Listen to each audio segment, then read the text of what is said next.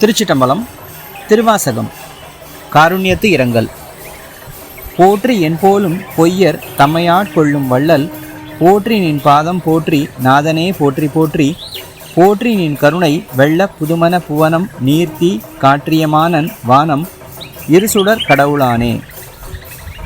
இதன் பொருள், நிலம், நீர், தீ, காற்று, வானம், இரு சுடர்களாகிய சூரியன் சந்திரன் ஆகியவற்றை உருவமாக உடைய இறைவனே, என்னைப் போல பொய்யனையும் ஆட்கொள்ளும் ஈகை குணம் கொண்டவனே போற்றி. நின் திருவடிகள் போற்றி. நாதனே போற்றி.